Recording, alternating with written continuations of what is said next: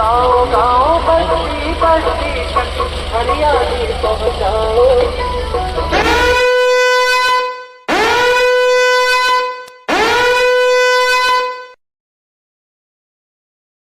आज पर्यावरण दिवस के रोज हम लोग कुछ ऐसे कदम उठा सकते हैं जिनसे हम लोग पर्यावरण को एकदम ठीक न भी कर सकते हो, लेकिन हमारे और इस अवसर पर क्या आप संदेश देना चाहते हैं? विश्व पर्यावरण दिवस के अवसर पर पर्यावरण, वन एवं जलवायु परिवर्तन विभाग के द्वारा आयोजित इस कार्यक्रम में यहाँ आमंत्रित किया गया था मुझे, और उसी कार्यक्रम में मैं यहाँ उपस्थित था।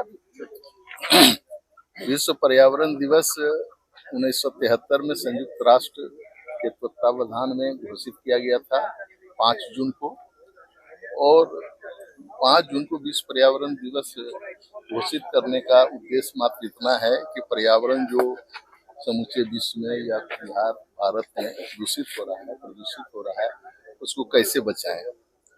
और इसी के लिए जागरूकता अभियान के तहत आज यह कार्यक्रम था।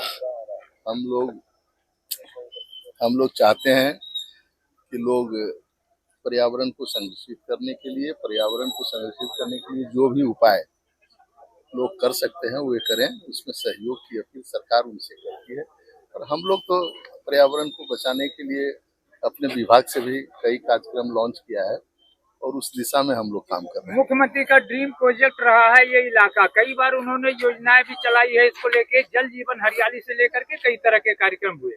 जहां हम खड़े हैं नागी नकटी का ये इलाका है, तो पक्षी को लेकर के, चूंकि पर्यावरण तभी संभव है जब जल और पहाड़ जंगल सारे चीज को एक साथ शामिल किया जाए तो आता है। उसमें आपका परिवहन भी है, जिसमें अभी आप चर्चा कर रहे थे कि उस दिशा में भी काम हो रहा है।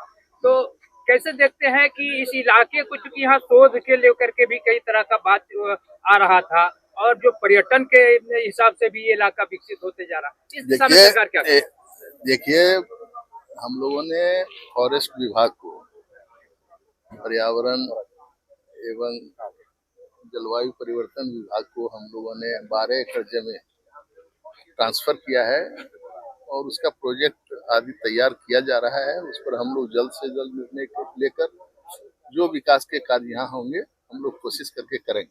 सर, आपका विभाग परिवहन विभाग है, तो पर्यावरण को संरक्षित करने के लिए आज, क्योंकि कितने जो है वाहनों से जो है काफी पर्यावरण को जो है क्षति पहुंचती है, तो आपके द्वारा क्या ऐसा कदम उठाया जाएगा इस सरकार में कि ताकि पर्यावरण भी जो है परिवहन से दूषित ना हो सके? देखिए, परिवहन विभाग ने पिछले दिनों इलेक्ट्रिक वाहन नीति 2026 को पारित किया है, और उसमें अनेक तरह की प्रोत्साहन राशि हम लोगों ने बिहार की जनता को देने का निर्णय लिया है। और जब इलेक्ट्रिक वाहन चलेंगे तो उसके लिए इलेक्ट्रिक चार्जिंग स्टेशन की आवश्यकता है, उसका भी काम हम लोगों ने शुरू किया है। उसमें भी सब्सिडी देने का काम हमारी सरकार करेगी, और वह भी हम लोगों ने पारित किया है। निकट भविष्य में जब चार्जिंग स्टेशन समूचे बिहार में हो जाएगा, स्टेट हाईवे में, NH के किनारे, होटल मोटल जहाँ भी, या फिर जो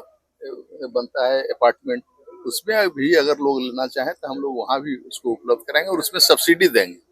आपको पता होना चाहिए 2.25 लाख रुपए तक का सब्सिडी है। इस तरह के लोग लगाएंगे जितनी गाड़ियों को चार्ज करने के लिए, उसके लिए हम लोगों ने नीति घोषित की है। और EV वाहन जो खरीदेंगे, महिलाएं खरीदेंगी अगर 4 पहिया, तो 1 लाख रुपया सब्सिडी देंगे।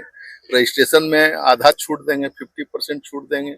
उसी प्रकार स्कूटी जो महिला खरीदेगी उसको 12,000 रुपये राशि की प्रोत्साहन राशि दी जाएगी, और उसमें भी रजिस्ट्रेशन फीस आधा होगा। जो जनरल लोग खरीदेंगे उनको 10,000 रुपया देंगे। SC ST समुदाय के लोग अगर खरीदते हैं वाहन, स्कूटी या फिर अन्य वाहन जो जिस पर वो सवारी करते हैं, तो उसमें भी हम लोग छूट देंगे 12,000 रुपये SC ST के लोग। और मालवाहक तिपहिया वाहन जनरल लोगों को हम लोग 50,000 रुपये देंगे, और SC ST समुदाय को मालवाहक तिपहिया वाहन को हम लोग 60,000 रुपये देंगे। इसके अलावा आपको बताना चाहते हैं कि बहुत पुरानी गाड़ियां इस राज्य में चल रही हैं, 15 वर्ष से ज्यादा की।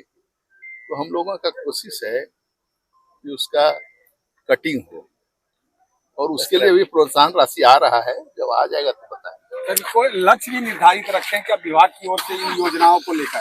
देखिए 2026 में जो हमने नीति पारित की है और उसके लिए जो सब्सिडी जारी किया गया है, और इसलिए जारी किया गया है कि 2030 तक हम बिहार में जो परिचालन में गाड़ियां हैं, जितनी गाड़ियां हैं उसका 30% हम इलेक्ट्रिक वाहन में परिणत करना चाहते हैं। और हम समझते हैं कि जिस प्रकार लोगों का झुकाव इलेक्ट्रिक वाहन की ओर हो रहा है, निश्चित रूप से 2030 तक हम लोग इसको